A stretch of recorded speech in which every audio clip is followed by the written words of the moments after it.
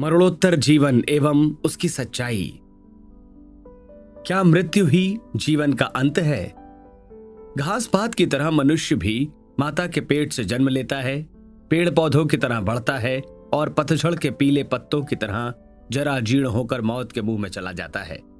देखने में तो मानवीय सत्ता का यही आदि अंत है। प्रत्यक्षवाद की सच्चाई वहीं तक सीमित है जहां तक इंद्रियों या उपकरणों से किसी पदार्थ को देखा नापा जा सके। इसलिए पदार्थ विज्ञानी जीवन का प्रारंभ व समाप्ति रासायनिक संयोग एवं वियोगों के साथ जोड़ते हैं और कहते हैं कि मनुष्य एक चलता फिरता पेड़ पादप भर है। लोक परलोक उतना ही है जितना कि काया का अस्तित्व। मरण के साथ ही आत्मा अथवा काया सदा सर्वदा के लिए समाप्त हो जाती है। बात दार्शनिक प्रतिपादन या वैज्ञानिक विवेचन भर की होती तो उसे भी अन्यान्य उलझनों की तरह पहेली बुझव्वल समझा जा सकता था और समय आने पर उसके सुलझने की प्रतीक्षा की जा सकती थी। किंतु प्रसंग ऐसा है जिसका मानवीय दृष्टिकोण और समाज के गठन, विधान और अनुशासन पर सीधा प्रभाव पड़ता है। यदि जीवन का आदि अंत जन्म मरण तक ही सीमित है तो फिर इस अवधि में जिस भी प्रकार जितना भी मौज मजा उड़ाया जा सकता हो, क्यों न उड़ाया जाए? दुष्कृत्यों के फल से यदि चतुरता पूर्वक बचा जा सकता है तो पीछे कभी उसका दंड भुगतना पड़ेगा, ऐसा क्यों सोचा जाए? अनास्था की इस मनोदशा में पुण्य परमार्थ का, स्नेह सहयोग का भी कोई आधार नहीं रह जाता। तब मत्स्य न्याय अपनाने, जंगल का कानून बरतने और जिसकी लाठी उसकी भैंस की मान्यता का सहज ही बोलबाला होता है। यह जीवन दर्शन मनुष्य को नैतिक अराजकता अपनाने के लिए प्रोत्साहित करता है। समाज के प्रति निष्ठावान रहने की तब कोई आवश्यकता तक प्रतीत नहीं होती।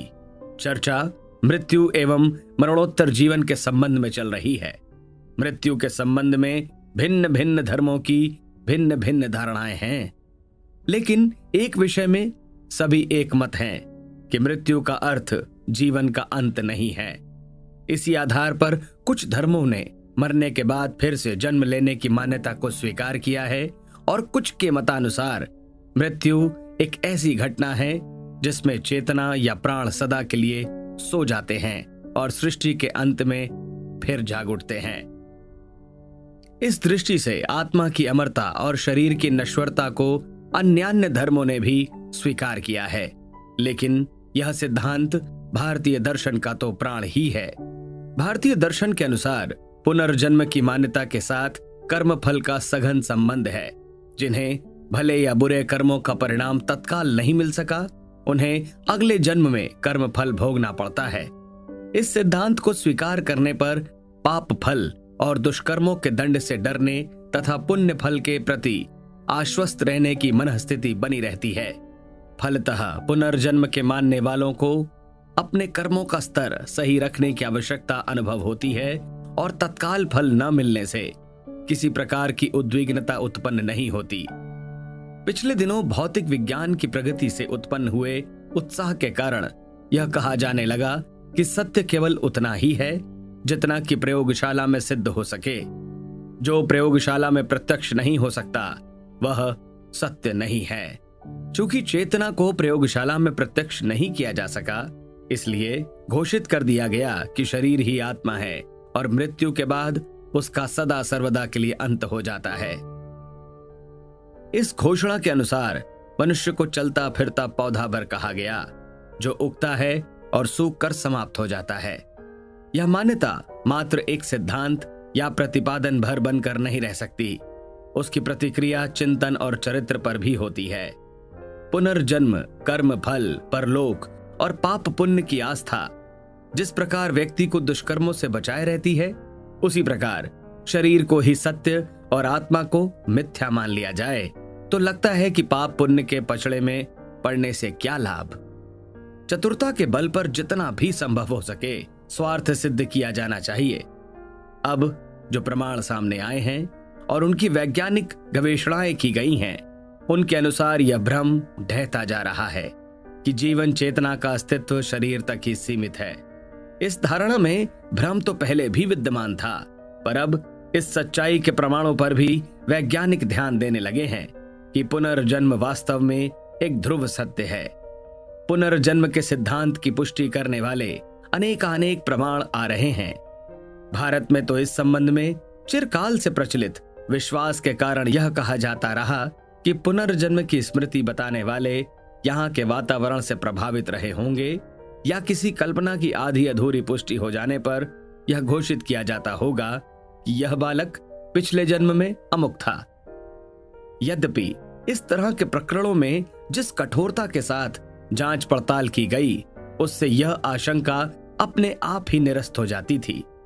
उदाहरण के लिए पिछले जन्म के संबंधियों के नाम और रिश्ते बताने, ऐसी घटनाओं का जिक्र करने जिनकी जानकारी दूरस्थ व्यक्तियों को भी नहीं रही, नितांत व्यक्तिगत और पति पत्नी तक ही सीमित बातों को बता देने, पिछले जन्म में जमीन में गाड़ी गई चीज उखाड़ कर देने तथा अपने और पराये खेतों का विवरण बताने जैसे अनेक संदर्भ ऐसे हैं जिनके आधार पर पुनर्जन्म की प्रामाणिकता से इनकार नहीं किया जा सकता।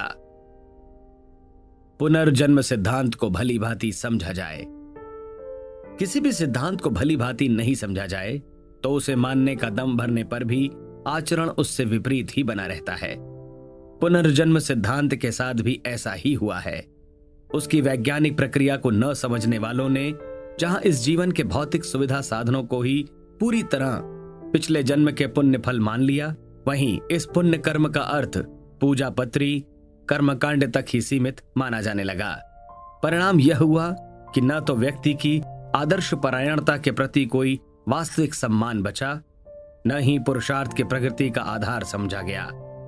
इसके स्थान पर भौतिक सुख सुविधाएं अपने पुरुषार्थ की तुलना में कहीं अधिक जुटा पाना या पा जाना ही चारित्रिक सौभाग्य या श्रेष्ठता का प्रमाण माना जाने लगा, और वह श्रेष्ठता पाने का आसान तरीका ग्रह नक्षत्रों देवताओं को टंट ढंट से प्रसन्न करना समझा गया।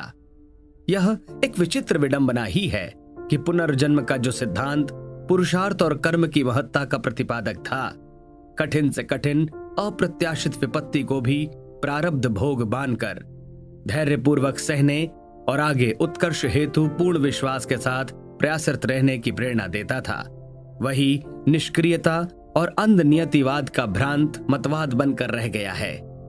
मनुष्य द्वारा अपने भाग्य का निर्माण आप किए जाने का तथ्य भुलाकर यह माना जाने लगा कि देवता अपनी मर्जी और मौज के मुताबिक किसी का भाग्य खराब, किसी का अच्छा लिखते या बनाते हैं।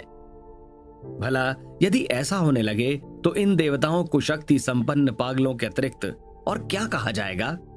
पूजा पत्री के रूप में मिथ्या या अतिरंजित प्रशंसा तथा अत्यंत सस्ती उपहार सामग्री पाकर ही अपनी नीति व्यवस्था को उलट पुलट देने वाले देवता तो अस्त व्यस्त अफसरों और बाबुओं से भी अधिक भौंदू सिद्ध होते।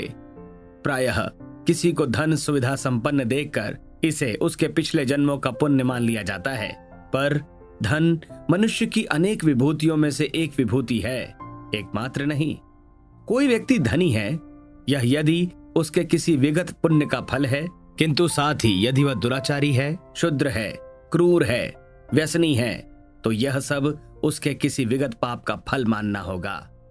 यही स्वाभाविक और तर्कसंगत प्रतिपादन कहलाएगा।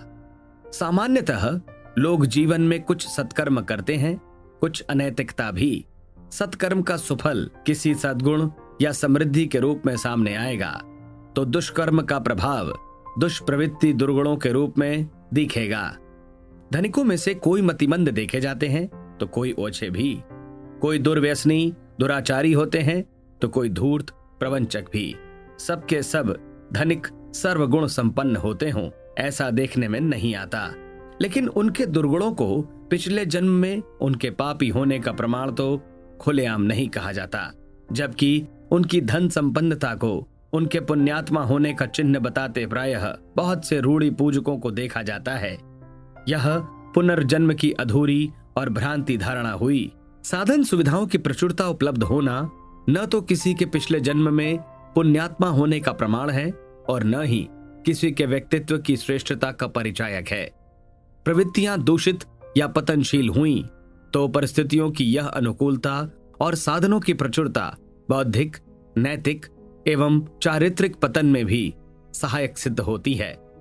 साधन संपन्नता से भी बढ़ चढ़कर उत्कृष्ट संवेदना, आदर्शवादी आस्था, सात्विकता, प्रसन्नता, धैर्य, साहस, शौर्य, सूझबूझ, स्वाध्याय परायणता, कला कौशल, व्यवहार कुशलता, भावनात्मक श्रेष्ठता, करुणा, निरहंकारिता, अंतर्दृष्टि, कुशाग्र बुद्धि तत्व, प्रखर धारणा शक्ति, सहयोग वृत्ति आदि सैकड़ों हजारों मानवीय विशेषताएं हैं।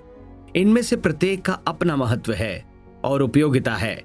प्रत्येक से अनेक प्रकार की उपलब्धियां संभव हैं। इस पर भी इन दिनों किसी भी व्यक्ति की अन्य कोई विशेषता न देखकर मात्र उसकी आर्थिक समृद्धि के आधार पर भाग्यवान और पुण्यात्मा मान लिया जाता है, अथवा आर्थिक विपन्नता देखकर अभागा और पिछले जन्म के पाप का फल भोगने वाला मान बैठा जाता है।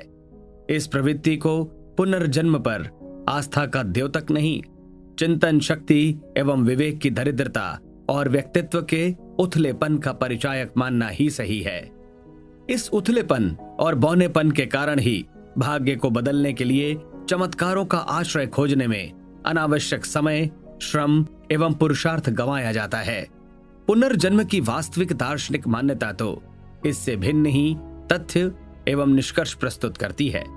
सफलताएं विफलताएं व्यक्ति के निजी व्यक्तित्व भर से संबंधित नहीं, सामाजिक परिस्थितियां और समाज की प्रचलित मान्यताएं भी इसमें निर्णायक भूमिका निभाती हैं। आदर्शवादी समाज में चरित्रवान का सम्मान होता है तो भ्रष्ट समाज उसे पिछड़ा मूर्ख समझता है। कभी भारतवर्ष में तपस्वी विद्वानों का लोकमानस पर गहरा प्रभाव होता था। आज आर्थिक संपन्नता अन्य सभी सामर्थ्यों पर हावी है।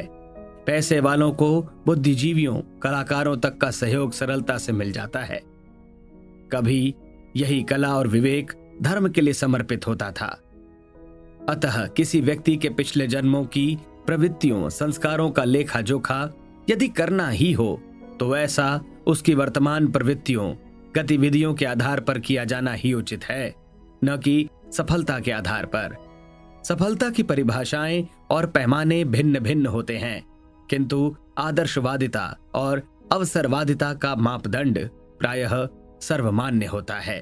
स्वार्थ को छल पूर्वक परमार्थ तो प्रचारित किया जा सकता है, परंतु वास्तविकता विदित होने पर सभी एक स्वर में उसे हेय स्वार्थ ही कहेंगे, जबकि सफलता के बारे में ऐसा एक मत नहीं हो सकता। भगत सिंह और चंद्रशेखर आजाद को कुछ लोग क्रांति चेतना के प्रसार में सफल व्यक्ति मानेंगे, तो कुछ अन्य उस दशा में उन्हें विफल निरूपित करेंगे, किंतु उनका जो भी आदर्श था उसके प्रति वे निष्ठावान थे, यह सभी मानेंगे। इस प्रकार प्रवृत्तियों के मापदंड सर्व स्वीकृत हैं, जबकि उपलब्धियों के मापदंडों में भिन्नता है। अतः पिछले जन्म के पुण्य पापों को उपलब्धियों से नहीं वरन प्रवृत्तियों से आंका जाना चाहिए। चेतन सत्ता का अस्तित्व मृत्यु के बाद भी।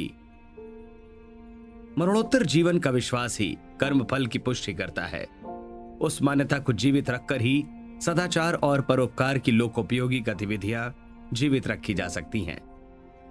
यह दार्शनिक आवश्यकता नहीं बल्कि एक सुनिश्चित सच्चाई भी है, जिसे हर आधार पर सिद्ध किया जा सकता है।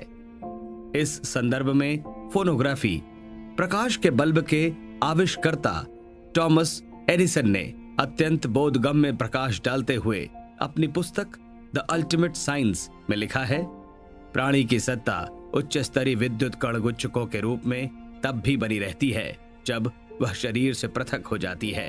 मृत्यु के उपरांत यह गुच्छक विधिवत तो नहीं होते, पर वे परस्पर संबद्ध बने रहते हैं।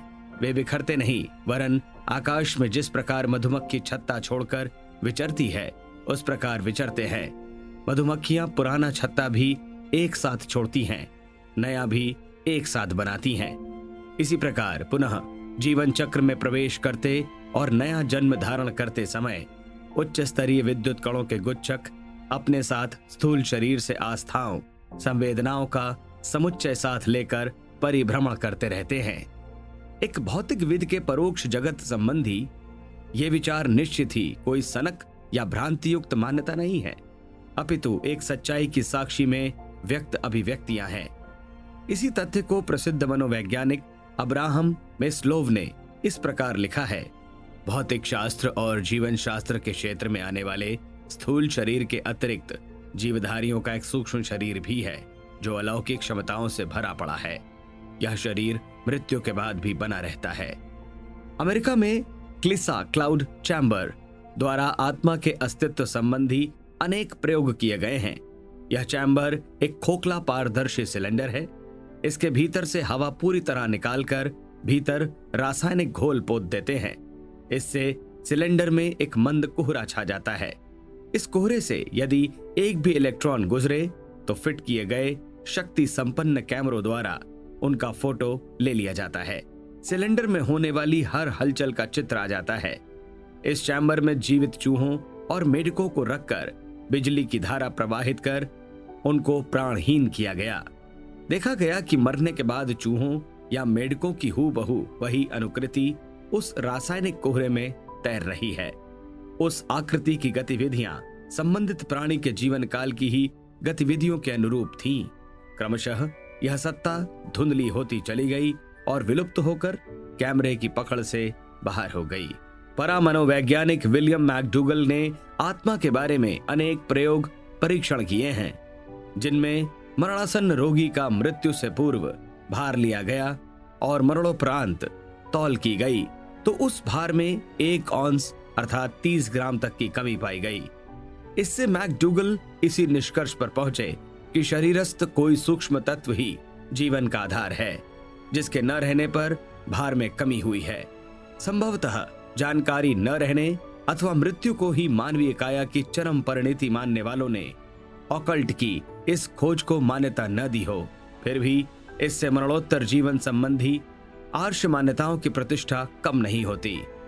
थियोसोफिकल सोसाइटी की जन्मदात्री मैडम ब्लैटवस्की के बारे में कहा जाता है कि वे अपने को कमरे में बंद करने के उपरांत भी जनता को सूक्ष्म शरीर से दर्शन और उपदेश देती थी।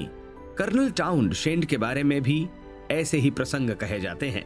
पाश्चात्य योग साधकों में से हेवेंटलमान, लिंडर्स, एंड्रयू जैक्सन, डॉक्टर मॉल्थस जेल्थ, कारिंगटन, जोरावेल Muldoon, Oliver Lodge, Powers, doctor Mesmer, Alexandra, David Neel, Paul Brunton आदि के अनुभवों और प्रयोगों में सूक्ष्म शरीर की प्रामाणिकता सिद्ध करने वाले अनेक प्रमाण उपस्थित किए गए हैं।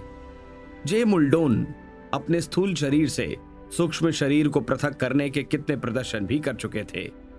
इनने इन सब की चर्चा अपनी पुस्तक the projection of astral body में विस्तार पूर्वक की है। शरीर के न रहने पर भी आत्मा का अस्तित्व बने रहने के बारे में जिन पाश्चात्य दार्शनिकों और तत्ववेत्ताओं ने अधिक स्पष्ट समर्थन किया है, उनमें राल्फ वाल्डो ट्राइन, बिडनी Flower, Ella Wheeler, Wilcox, William Walker, Atkinson, James Kenny आदि का विशेष रूप से उल्लेख किया जा सकता है। पुराने दार्शनिकों में से Carlyle, Emerson, Kant, Hegel, Thomas, हिल्मीन, डायसन आदि का मत भी इसी प्रकार का था। डेस्कार्ट सोल को पीनियल में अवस्थित मानते थे एवं मृत्यु के बाद उसके नई काया में अवतरित होने की मान्यता के समर्थक थे। इस संबंध में सामान्य व्यक्तियों की अनुभूतियां भी कम विलक्षण नहीं है। न्यूयॉर्क, अमेरिका की एक 10 वर्षीय बालिका डेजा ड्राइडन पेट की खराबी और टाइफाइड की बीमारी से कृशकाय हो गई थी। अपने चारों ओर के भौतिक जगत के अतिरिक्त एक अन्य अलौकिक जगत की बातें करने लगती।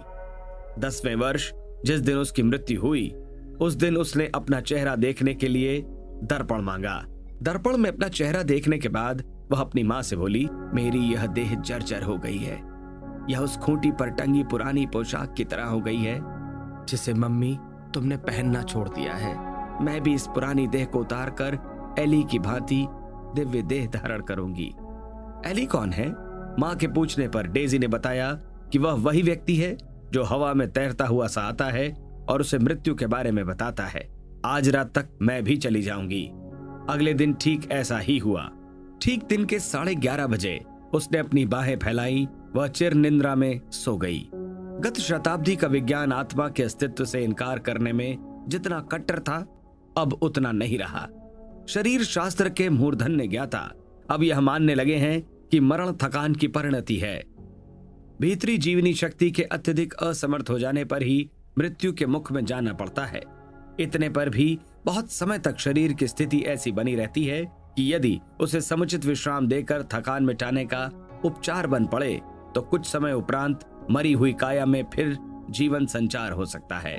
गहरी थकान को मिटाने के लिए जिस प्रकार समाधि, निद्रा का उपाय अपनाया जाता है, उसी प्रकार भौतिक विज्ञान में शीत समाधि का सिद्धांत स्वीकार किया गया है। यदि थोड़ा सा भी जीवन किसी शरीर में शेष हो तो उसे हिम समाधि में लंबे समय तक रखने के उपरांत थकान मिटते ही पुनर्जीवन की आशा की जा सकती है। दक्षिणी अफ्रीका में जोहान्सबर्ग शहर स्थित विक्टोरिया स्ट्रैंड विश्वविद्यालय के प्रोफेसर आर्थर ब्लेक्सले ने साइकिक रिसर्च के क्षेत्र में अनेक प्रयोग किए हैं। पिता एडवर्ड माइकल बर्वे और मां कैरोलिन फ्रांसिस एलिजाबेथ की संतान जॉय बर्वे की जांच पड़ताल इन्होंने उस समय शुरू की जब वह 13 वर्ष की थी और उसकी विचित्रताओं की बात श्री बेक्सले को विदित हुई। यह लड़की जॉय 2.5 वर्ष की आयु से ही अति प्राचीन ऐतिहासिक दृश्यों और वस्तुओं के चित्र बनाने लगी थी। उसकी इस शक्ति का प्रचार तब से अधिक हुआ जब वह 12 वर्ष की आयु में क्रूगर हाउस नामक भवन देखने गई, जहां 15वीं शताब्दी में वहां के गणतंत्र का प्रधान ओम पाल रहा करता था। जॉय का कहना था कि मैं पाल को जानती थी। उसने पाल के बारे में अनेक बातें बताईं।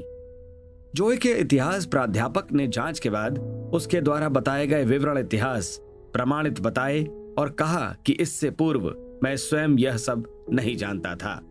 जॉय के बताने पर मैंने पुस्तकों और रिकॉर्ड्स की छानबीन की तो पाया कि जॉय की जानकारी आश्चर्यजनक रूप से सही थी। जॉय ने बताया कि ओम पाल की पहली पत्नी मेरियस डुप्लेसिस 16 वर्ष की उम्र में एक बच्चे को जन्म देते समय मर गई थी। फिर मेरिया की भतीजी से पाल का दूसरा विवाह हुआ और उससे 16 बच्चे हुए।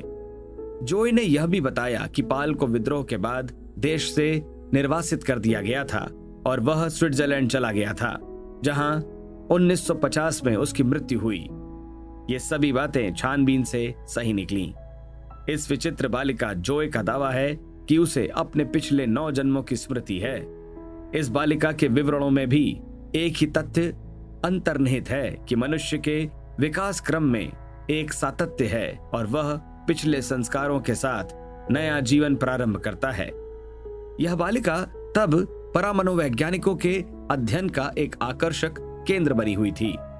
अपने इन नवोजीवन के बारे में 12-13 वर्ष की आयु में जॉय ने ऐसे विस्तृत विवरण पेश किए जो मात्र अध्ययन के आधार पर शीर्षस्थ इतिहास पुरातत्ववेत्ता ही बता सकते हैं। यह चमत्कार दूरानुभूति का परिणाम भी नहीं माना जा सकता, क्योंकि दूरानुभूति की सामर्थ्य से व्यक्ति उन्हीं बातों को जान सकता है जो प्रश्नकर्ता के मन मस्तिष्क में है। किंतु जॉय तो बिना किसी प्रश्नकर्ता के अनेक ब्यौरे सुनाती बताती थी, जिसकी जानकारी खुद श्रोताओं को नहीं होती।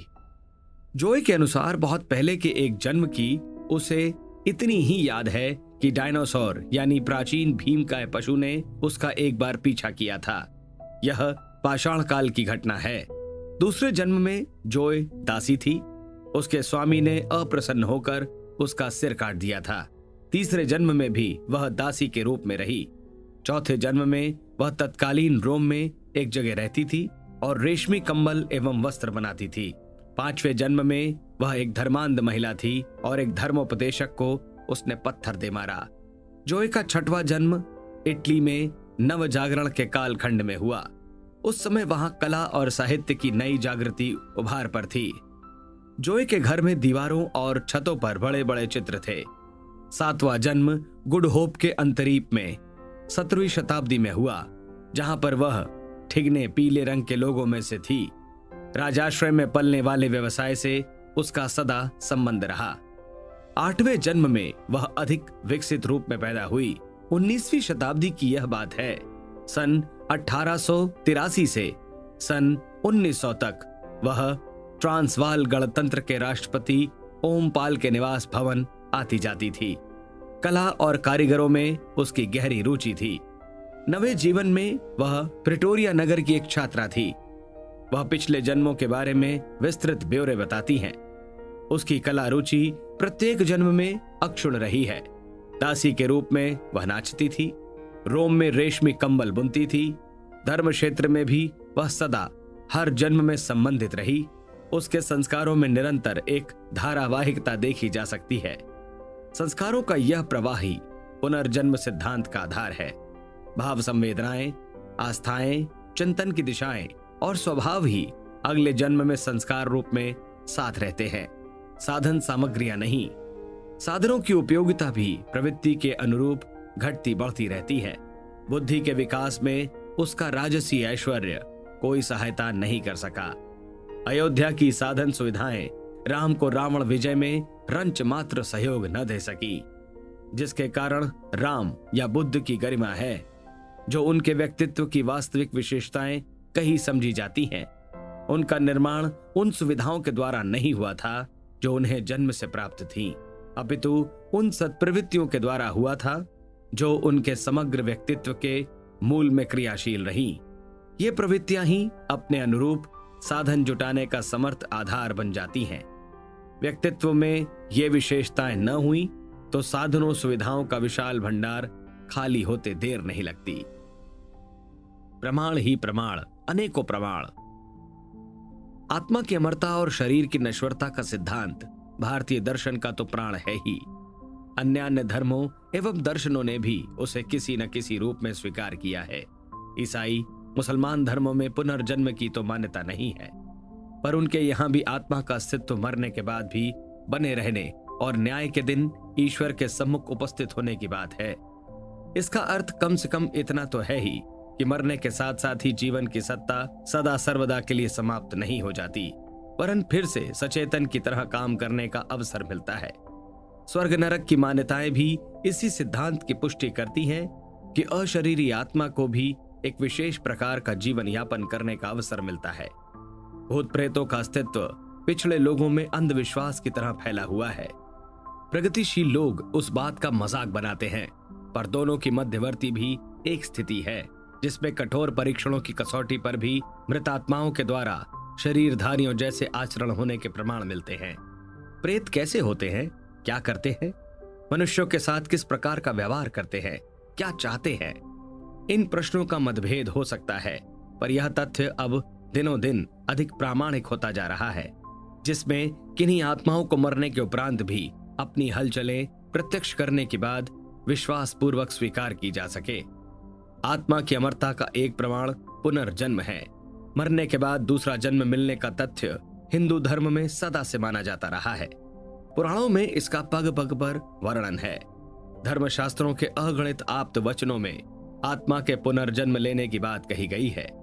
84 लाख योनियों में भ्रमण करने के उपरांत मनुष्य जन्म मिलने, पुण्य और पाप का फल भोगने के लिए फिर से जन्म मिलने की बात को धर्म ग्रंथों में अनेक उदाहरणों के साथ समझाया गया है।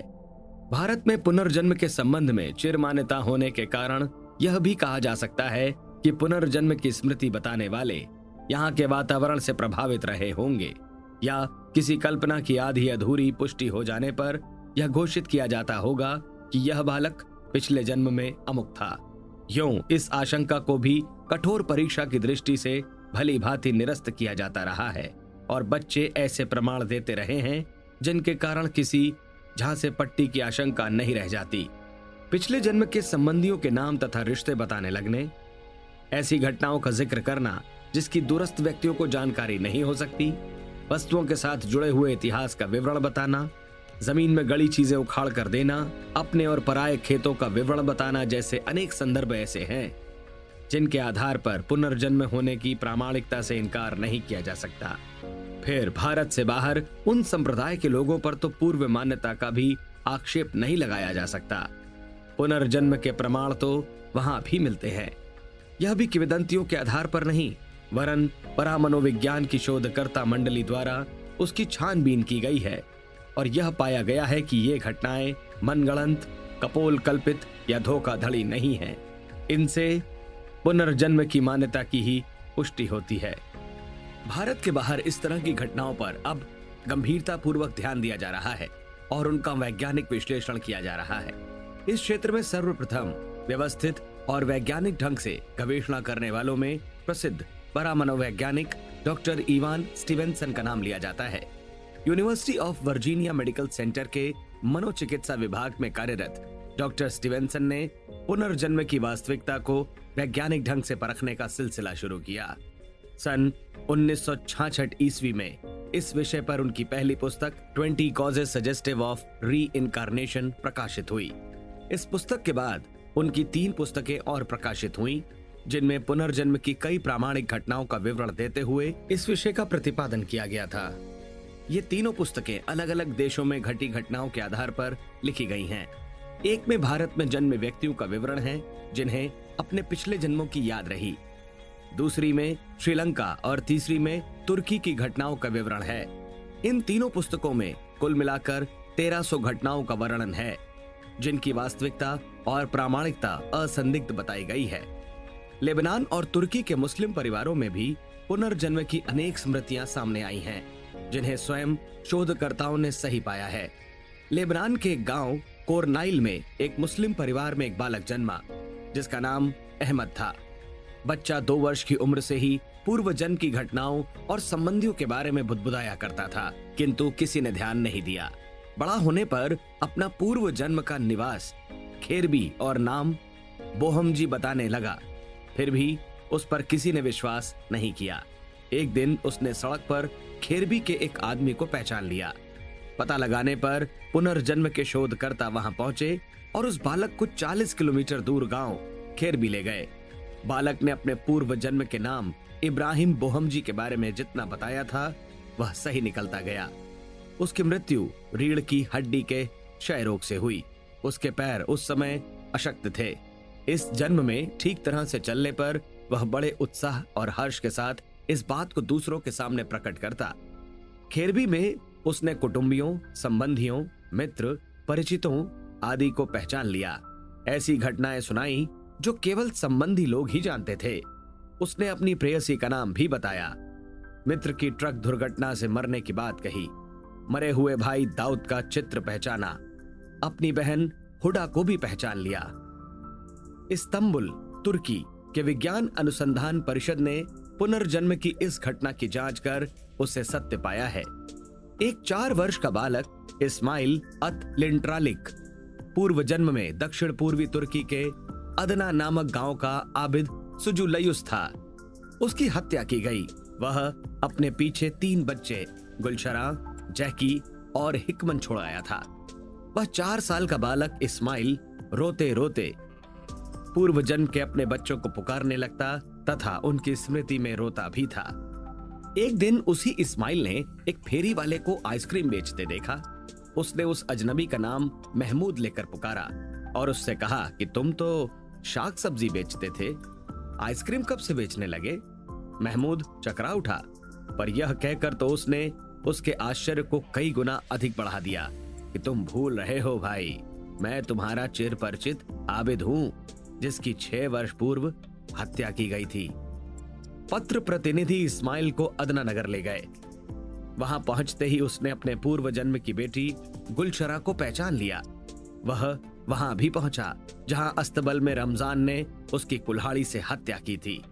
उस कब्र पर भी गया जहां उसे दफनाया गया था। पुलिस से पूछताछ करने पर मालूम हुआ कि उपर्युक्त हत्याकांड हुआ था।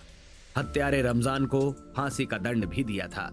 आबिद की कब्र वही थी जो इस्माइल ने बताई।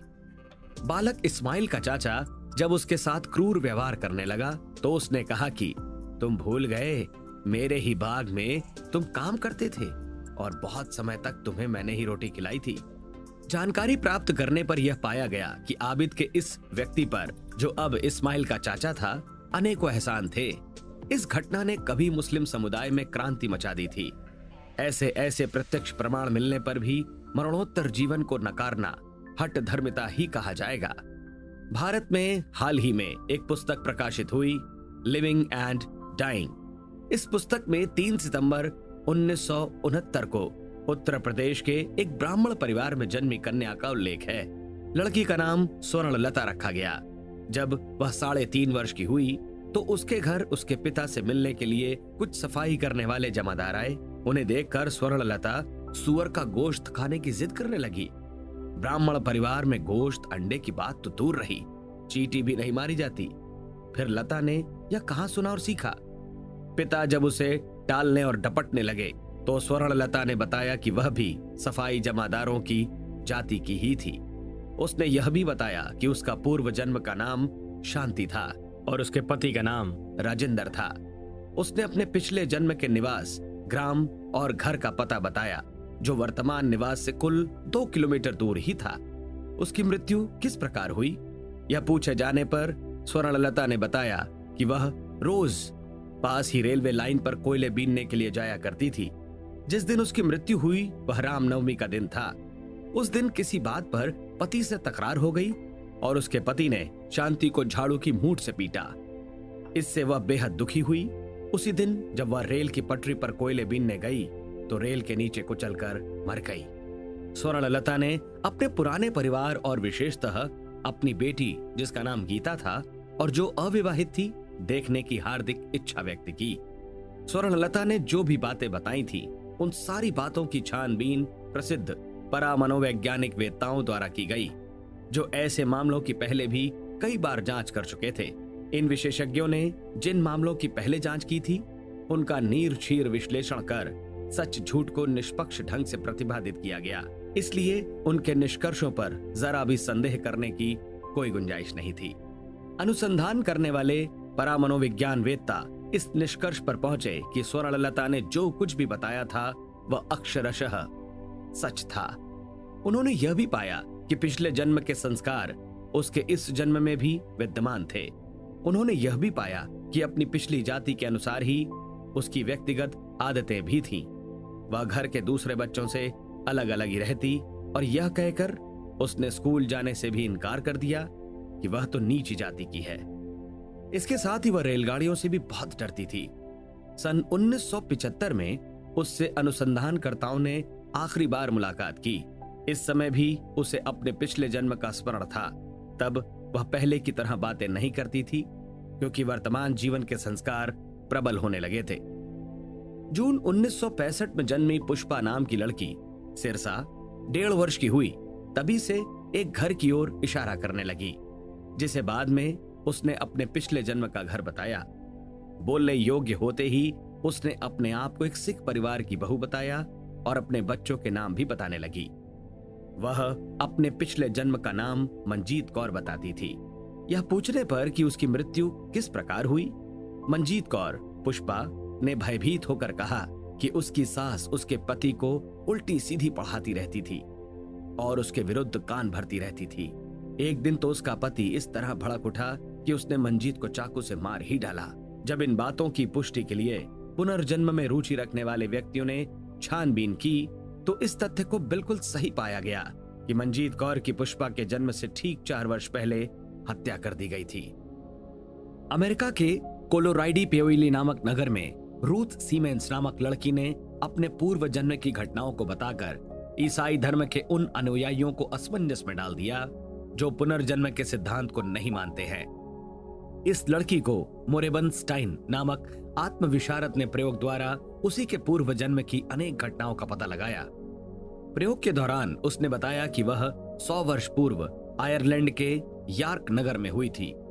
उसका नाम ब्राइडी मर्फी था और उसके पति का नाम मेकार्थी था।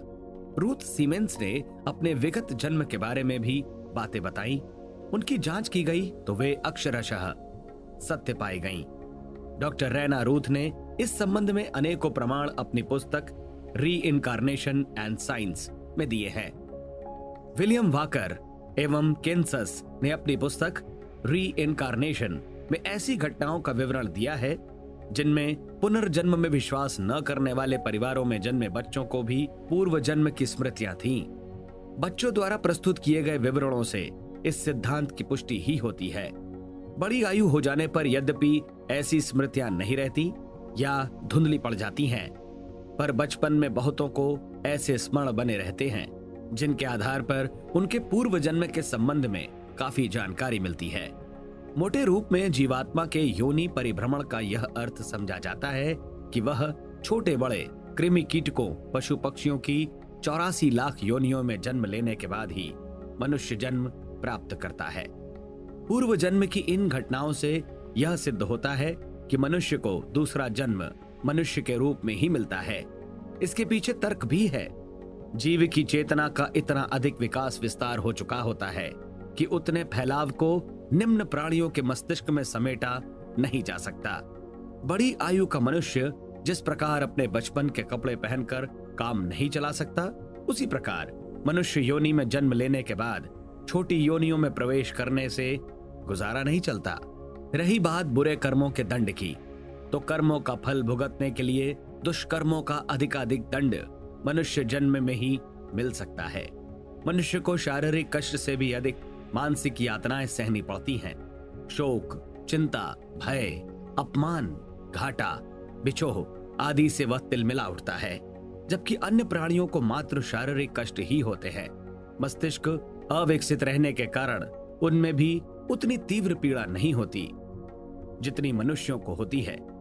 इस स्थिति में पाप कर्मों का दंड भुगतने के लिए मनुष्य को निम्न योनियों में जाना पड़े, यह आवश्यक नहीं। यह सही है कि पुनर्जन्म सिद्धांत में प्रारब्ध कर्म का अपना विशेष महत्व है, पर प्रारब्ध भी किसी चमत्कार का परिणाम नहीं होता और न ही उसमें हेर फेर सर्वथा असंभव होता है। लेकिन आज पुनर्जन्म को मानने वालों में बड़ी तादाद उन लोगों की है जो प्रारब्ध या दैवी विधान को अकारण या व्यवस्था विहीन चमत्कारिक मानते हैं और इनमें परिवर्तन भी चमत्कार के सहारे ही संभव मानते हैं। ये दोनों ही बातें पुनर्जन्म सिद्धांत के वास्तविक आधारों से विरुद्ध हैं।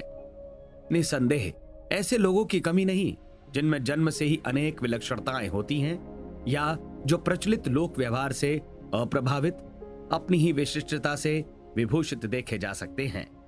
इसका कारण भी दैवी चमत्कार नहीं, पिछले जन्म में वैसे विकास हेतु किया गया उनका स्वतः का प्रयास पुरुषार्थ होता है। महर्षि अरविंद की प्रधान सहयोगिनी श्री मां मीरा जब फ्रांस में बाल्यावस्था व्यतीत कर रही थीं, उसी समय उन्हें दिव्य दर्शन होते थे जो उनके पिछले जन्म के ही संस्कारों के परिणाम थे। आचार्य विनोबा भावे ने अपने बारे में कहा है कि मुझे ये भास होता है कि पूर्व जन्म में मैं बंगाली था। साथ ही जिन वस्तुओं के प्रति जन सामान्य में प्रचंड आकर्षण होता है, उनके प्रति विनोबा में कभी आकर्षण ही नहीं हुआ। इसे भी वे अपने पिछले जन्म की कमाई मानते हैं। इस जन्म की कमाई तो वह तब होती जब उस ओर आकर्षण होता और वे उस पर नियंत्रण करते। श्री अरविंद के एक प्रमुख शिष्य श्री अनिल वरण राय ने शैशवावस्था में ही श्री कृष्ण के विराट स्वरूप के प्रत्यक्ष दर्शन की बात कही है। उस समय तक उन्होंने कैसी भी साधना नहीं की थी, अतः यह अनुभूति पूर्व जन्म की साधना का ही फल था। यह बात उन्होंने स्वयं कही थी एवं योगीराज अरविंद ने भी इसे स्वीकार किया था। पुनर्जन्म के प्रति विवेक विरुद्ध मान्यताएं पालकर हर दुखग्रस्त या आर्थिक दृष्टि से कुछ खोने वाले व्यक्ति को पिछले जन्म का पापी और सुविधा सज्जित लोगों, धन कुबेरों, सत्तासीनों को विगत जन्म का पुण्यात्मा मान बैठने की मूर्ता से बचना चाहिए। इन मापदंडों से तो राम, कृष्ण, विवेकानंद, मार्क्स, महात्मा गांधी समेत सभी महामानवों को अभागा और महापापी बताना तथा अत्याचारी विलासी सामंतों, धनपतियों को महान पुण्यात्मा करार देना आसान होगा। आवश्यकता जन्म जन्मांतर तक चलने वाले कर्म फल के अटूट क्रम को समझने की है। उसे समझने पर ही उसकी दिशा धारा निर्धारित करने और मोड़ने में सफलता मिल सकती है। अपने भीतर की दुर्बलताओं और विकृतियों को अपनी ही भूल से चुभे कांटे समझकर धैर्यपूर्वक निकालना और घाव को पूरना चाहिए। अपनी सत्प्रवृत्तियों, श्रेष्ठ उमंगों को अपनी अमूल्य थाती समझकर उसे संरक्षित ही नहीं रखना चाहिए, अपितु बढ़ाने का भी प्रयास करना चाहिए। इस हेतु न तो किसी ग्रह नक्षत्र की मनुहार की जरूरत है, न चमत्कारों के खोज की। अपने भीतर की देव प्रवृत्तियों की पूजा प्रतिष्ठा और अपने भीतर जगमगा रहे आस्था के प्रकाशपूर्ण ग्रह नक्षत्रों की अनुकूलता ही अपने विकास का आधार बन सकती है। हमारे YouTube चैनल शांति कुंज वीडियो गायत्री परिवार को सब्सक्राइब करें एवं बेल आइकन जरूर दबाएं ताकि गायत्री परिवार की विभिन्न गतिविधियों की जानकारी आपको मिलती रहे।